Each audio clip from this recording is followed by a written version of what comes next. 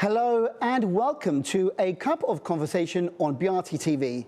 This week I'm very honoured to have an important guest. Now it's been years since I last spoke with Professor Mustafa Djamgoz, who is a research professor at Imperial College in London, and many years ago he came to BRT to speak with me on TV, and luckily he's in the country again, literally off the plane last night, because this weekend once again we have the Orchid Walk for Cancer. Now this is for the Cancer Research Foundation, CAV, and this is the 17th walk. Now it's that time of the year again, yes, believe it or not, looking at your watches and your calendars, it is the time for the walk, and I know it's very popular, and Professor Camgoz has taken time out of his busy schedule, like I said, arrived last night to speak with us here at BRTK. He's just come out of a radio interview and now doing TV with me. So first of all, Professor Djamgoz, welcome to the programme once again. Thank you very much. It's great to see you. Many years, yeah. As they say, touch wood, you're looking very healthy, younger. Have you discovered the elixir for youth, I believe? I don't know. I mean, you're looking great. Thank you. You're very kind. But it's great to have you here. On a serious note, the 17th Orchid Walk for Cancer, for CAV, Cancer Research Foundation, takes place on the 1st of March. And we're going this year a bit of a different route from before, from Bovevento to Tashkent, which is a lovely area. And I believe that we'll be starting at around 10 a.m. in the morning. Indeed. And of course, ending up at Tashkent, and then festivities there, remembering those who passed away, but enjoying a bit of chatting and singing and dancing. Yes. Let's go back to the beginning. A bit about you. I know that you were born in Cyprus. A local boy. Local boy. Heart is in Cyprus all the time. Yes. But you studied in the UK. I wanted to be a scientist. I actually wanted to be a teacher, a science teacher. And but at that time, we're talking of the 60s now, we couldn't do A-level science subjects at school. We did O-levels, no problem. We did, or I did A-level Turkish and mathematics, because they didn't require any laboratory, but we couldn't do physics, chemistry, biology, and so on. And I was very fortunate because we were connected with the British Council a lot. We went to borrow books from the library and so on. And at that time, this is 1970, British Council gave a scholarship, first of its kind, to study in the UK for 2 years at a public boarding school, basically to do A-levels. And I got that scholarship, went to Sevenoaks School, but I was very homesick, John, and I only used 1 year of the 2-year scholarship. So I did all my science A-levels in 1 year. Really? Yeah. Wow. Because, you know, we remember that's a time when there was no internet. I mean, even telephones were difficult. We wrote letters and received letters, and I just wanted to get it over and done with and return to Cyprus to be a science teacher at this school from where I graduated. But, you know, who knows how life turned out. Yes. And life turned out to be very different because you didn't teach, well, you're not teaching now. You are actually involved with a lot of work to do with research for cancer, and obviously with your foundation as well, the Cancer Research Foundation here in the UK and in the TRNC. I know that when your niece, Rezan Farhiulia Majid, was living here, she was coordinating everything here. Yes. And I know that she's also arriving this week to the island from Germany to be part of the walk. Let's go back now to, okay, you wanted to be a scientist, a science teacher. You are a scientist. How did you get involved with oncology and with cancer research in particular? I'll tell you exactly, John. When I grew up in Cyprus, I built a radio transmitter, not a receiver, transmitter. And I was broadcasting, be like Bayrak, in the neighborhood. This is Yeah. Çağlayan bölgesi. And I was very popular with the girls, you know. And whilst building this, we had very poor components and things, but it worked. We used Morse code to transmit signals and things. I got electric shock many times, and I was fascinated by what this electric force was doing to me. It scares it's very scary on the one hand, and it's almost thrilling on the other. You know, you got this incredible thing going through your body. And I made what was then not a hobby, that experience, into a career. Now, the natural place, or the obvious place, to study electrical signals in the body is the brain or heart, something like that. So for 20, 25 years, so I studied physics, and that was at Imperial College, and that was an incredible education for me, because physics teaches you how to understand the universe. Physics can explain everything in the universe post the Big Bang. Yeah, we don't know what happened. We'll press the button for the Big Bang. But after that, we can explain everything. And we can explain it with equations and mathematically and everything. So I enjoyed that, and I still wanted to teach. So I had a place at Oxford to do teacher training, what was then called Diploma of Education, DPAD. But then I had the chance to do a PhD, a doctorate, with a lovely Welshman. So obviously I took, because I still wanted to study. So I switched to the PhD, and that was working on nerve cells, on neurons. And I spent many years recording electrical signals from individual nerve cells, looking how they change and so on, during their own functioning, under the influence of chemicals and so on. And that taught me how to understand the biological universe, because the brain is so complex. So, and funny enough, I felt quite at home. You know, I trained in the physical universe, and now I was dealing with the biological universe. So I became a professor in neurobiology in early 90s. And you know, once you're a prof in the UK, you can start saying no. You know, no, I won't do that. I won't. So, and I became interested, curiosity-wise, about whether cancer cells generated electrical signals. My father died of cancer, but that wasn't the main reason. It was pure curiosity, because that's how we are trained at Imperial, to think differently, to ask questions that other people haven't asked. And I was the first in the world to ask a penetrating question. And the question was, do aggressive cancer cells differ in the electrical signaling from cancer cells that are benign? This was, nobody had asked this question, and I asked and found the answer. And the answer is yes. Because what happens in aggressive cancer cells is that they become electrically excitable. So we've generated a whole new vision, concept of the cancer process that I call CellX, for cellular excitability. It's this excitation that makes the cells, cancer cells, aggressive cancer cells, very disruptive, right, and so on. They invade their surroundings and so on, and we understand the mechanisms quite well. Now, but with this nice, simple idea, to me it's very simple. But if you look at the history of science, the best ideas are the simple ideas. So the atom is still a nucleus and the electron. Yeah. There are lots of other detail, but that is still the basic structure. Nucleus and the electron in the orbit. So along with the concept came the novel clinical possibilities, because all we have to do to stop the cancer from spreading, to stop it from being aggressive, is to block these signals. And we know how to do that. And we've done a lot of work, and now we are entering the clinic. When I say we, I started it, but obviously the field opened up. Yeah. Cancer is like, I call it, at one time it was my mission. Then it became an obsession, because you really want to make a difference. Yeah. You know, there is this horrible disease. I see, even though I'm not an oncologist, I see lots of cancer patients, and you really want to do something. So it becomes obsessive. And now we've got a new drug, which is unique. It's nothing like chemotherapy. Its side effects are minimal and so on, and we're going to test it in the clinic.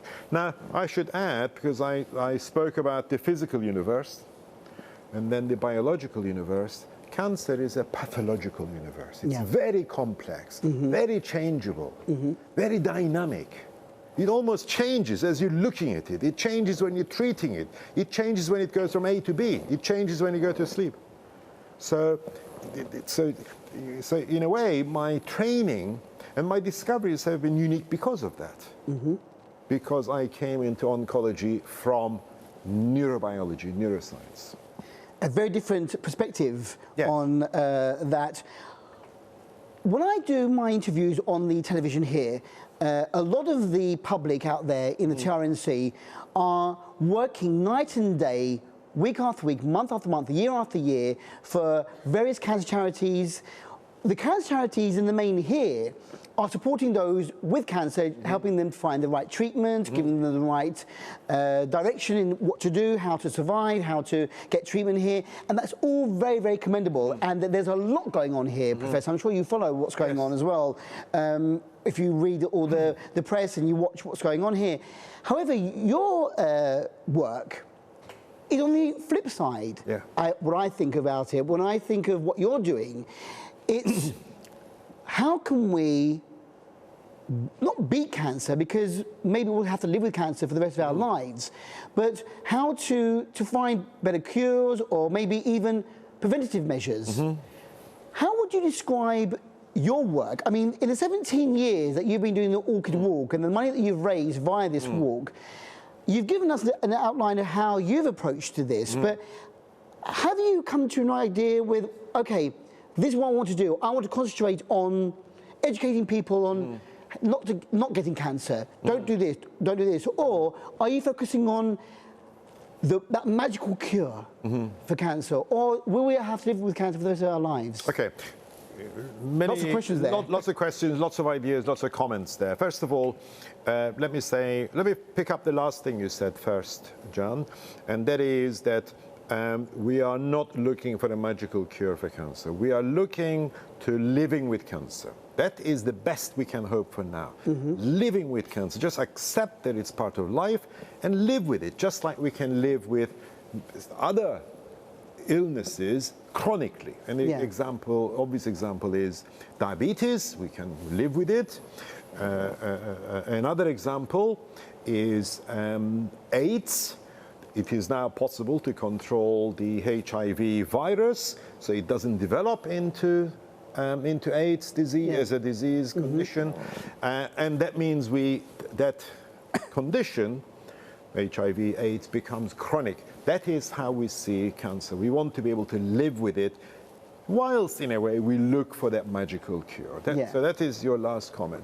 Going back to charities and other charities, doing charity work is an emotive issue. That means, you do what you are motivated for.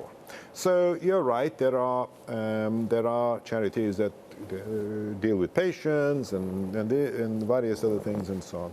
We are interested in research. We believe solutions to cancer, whether it's how to live with it, how to understand it, how to manage it, will come from research. Nobody is going to, or what is the status in Cyprus, the cancer incidence, or how good is our environment for cancer. You have to investigate these things. So that is where we come in. We are a research charity. We're the only charity that does research in this way. Our other guiding principle is investing in young people, in people. So I see patients all the time, very happily, and try and help them, use my contacts in the UK, everything possible.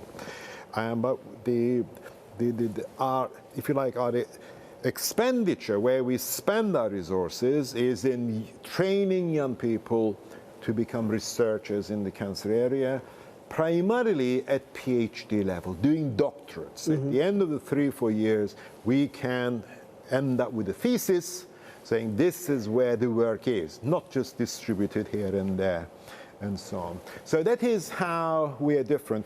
The other way in which we are different, I think to me this is important, we are a foundation, we are a registered charity, we are a vakıf.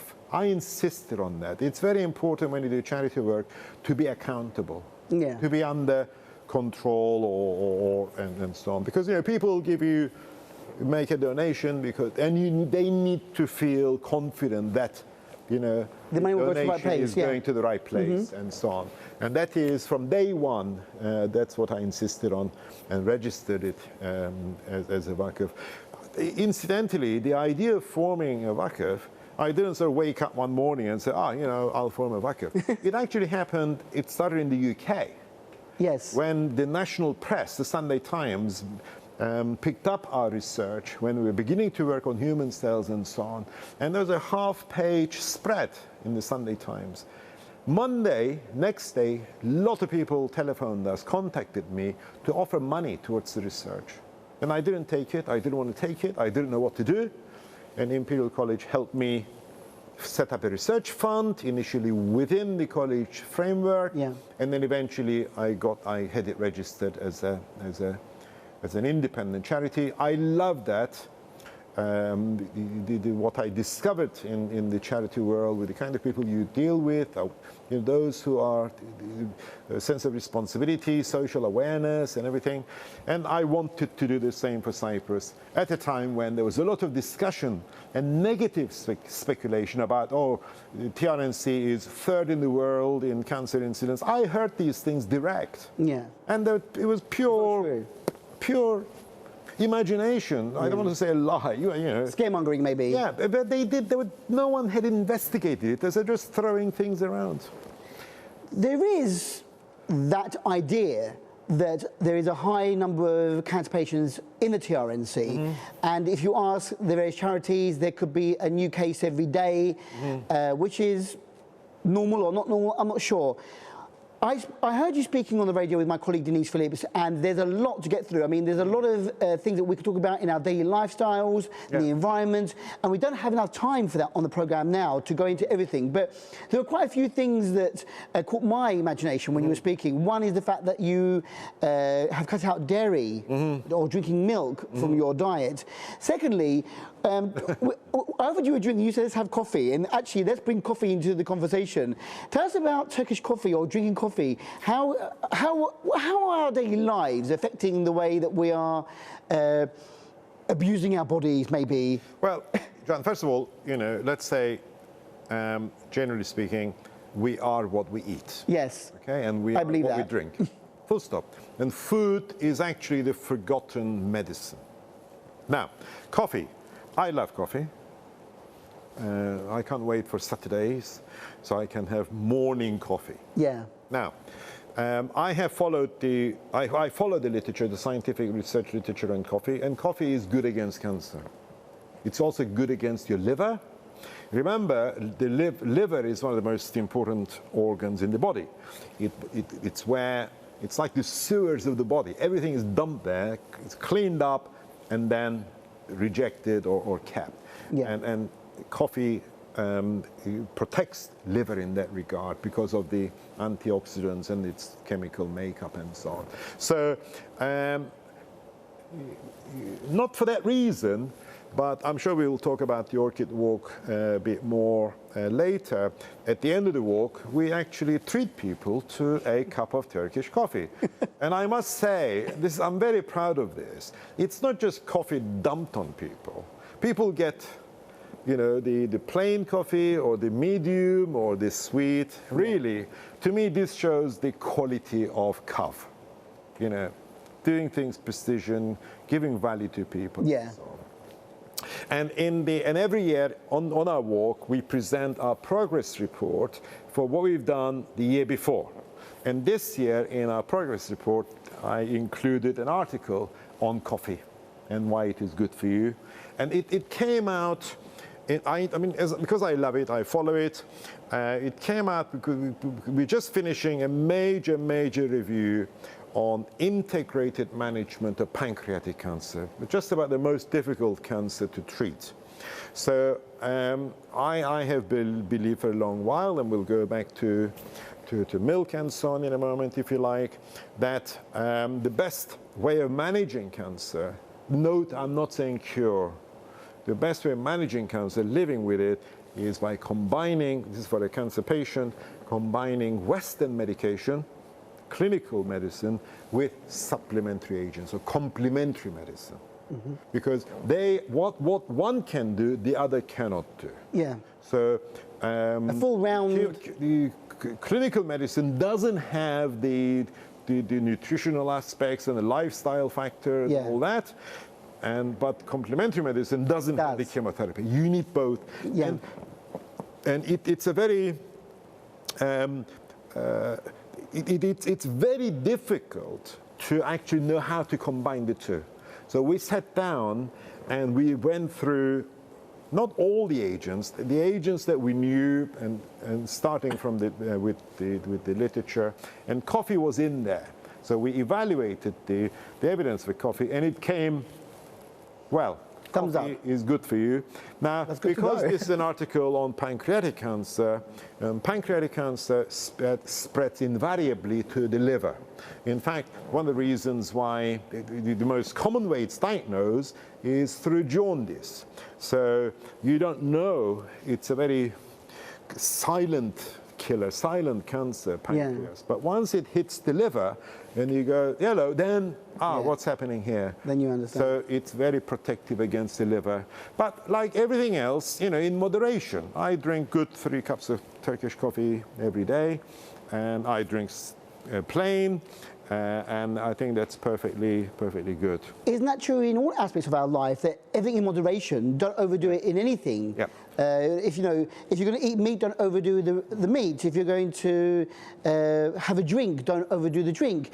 But very briefly, because I want to go back onto the walk. Yeah. Very briefly, milk. Yes, mother's milk is the most natural source of nutrition. Yes. A baby is born, gets the first nutrition from the mother.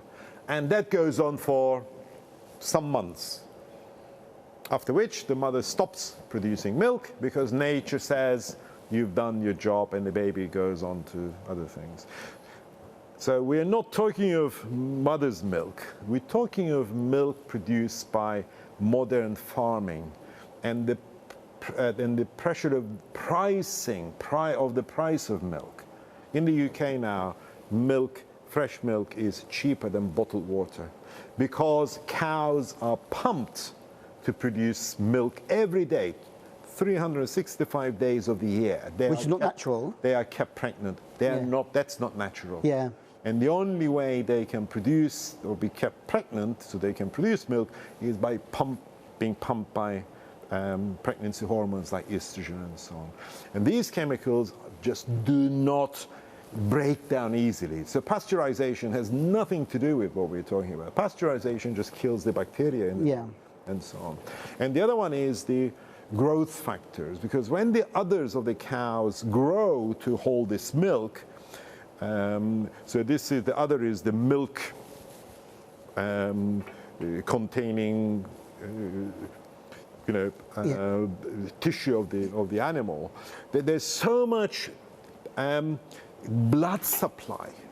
Imagine if your tissue gets, grows in size, to keep it healthy and metabolically active and safe and in good condition, you have to supply blood. That means a lot of blood vessels are made to connect. Yeah.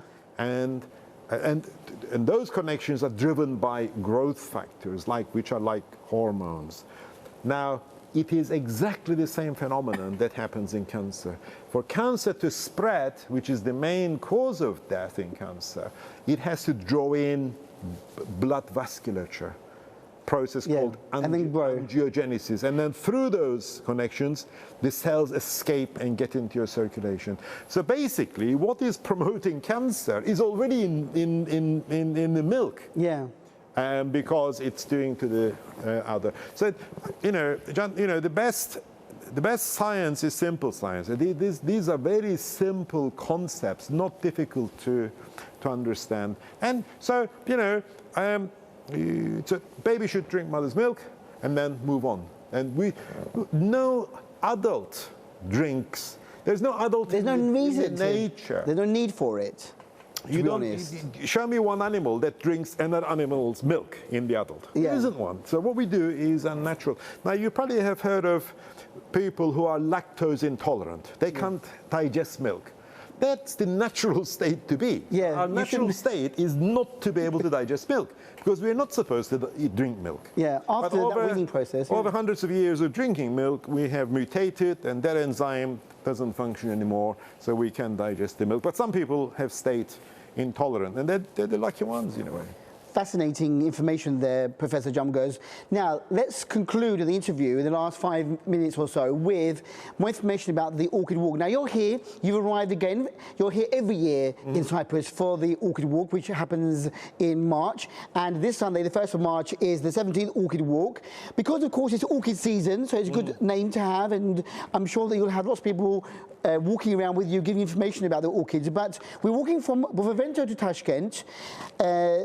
It's 50 TL to make a donation, and there is going to be, well, you can get tickets from the Days Plaza shops in Lefkoşa, Gönüllü, Girne and Gazi Mausa, also from the Telsin shop in Lefkoşa, Ortaköy, and you can also meet, and there's going to be a bus service taking you in Lefkoşa. You can meet at the Atatürk Sports Salon at 9 a.m, in Girne at Girne American University at 9 a.m, in Gazi Mausa, in front of the municipality, the Belediye, at 8:30 a.m, and in Güzelyurt, the bus terminal there will pick you up at 8 a.m. and take you to the starting point. Of course, then you'll be met at Tashkent. I remember that you have a special packet. You give people who are on the walk a great chance to get a nice little memento. Yes. You have your hats, you have the balloons, which we're not releasing this year. We're holding them, we're going to burst them at the end, not to damage the environment.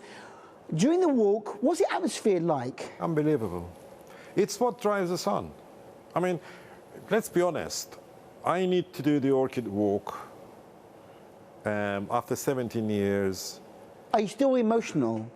But every year, I'm just amazed and say, we can't give up.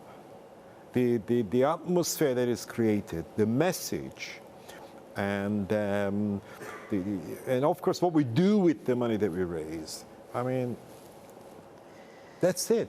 And it gives people not just hope. It makes, I would like to think it makes a difference to people's lives. So it's become part of my life, part of our lives. Yeah. We'll continue doing it as much for as long as we can.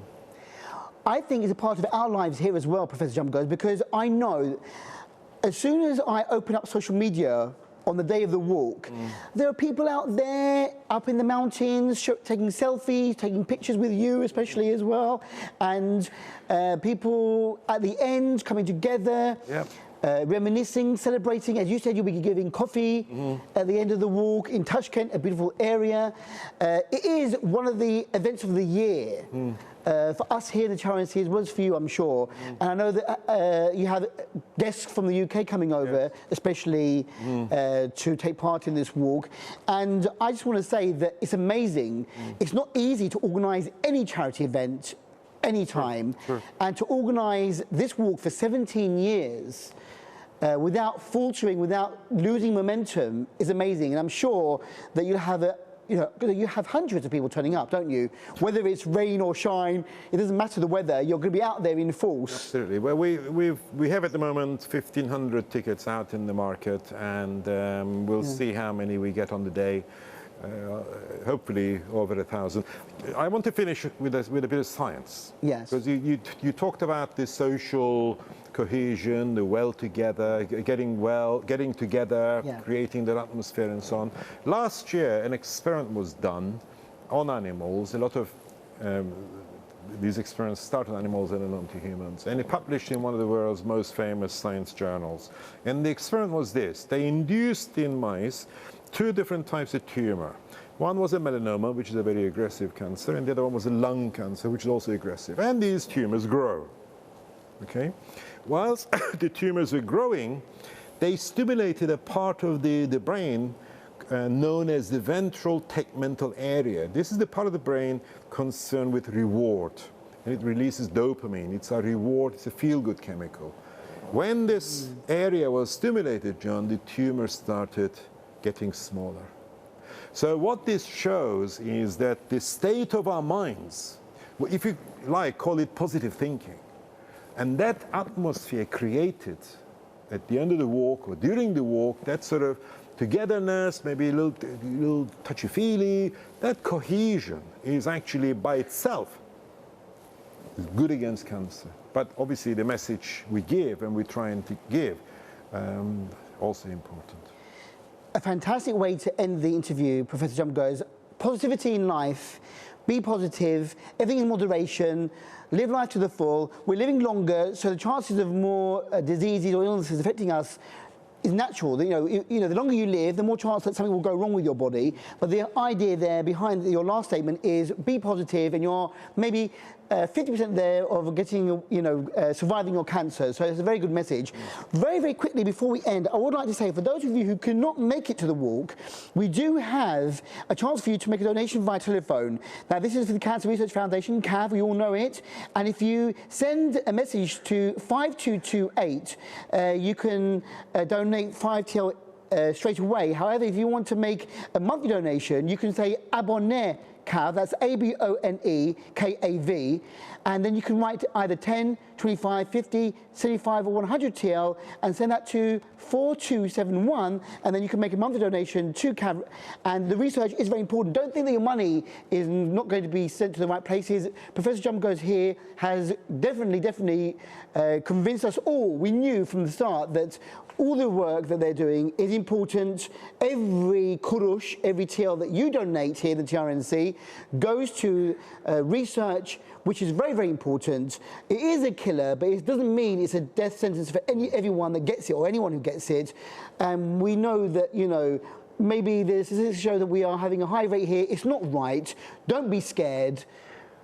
Fight it. Deal with it. We'll deal with it. Deal with it. And I just want to say, Professor Djamgoz, thank you very much for taking time out of your short visit here.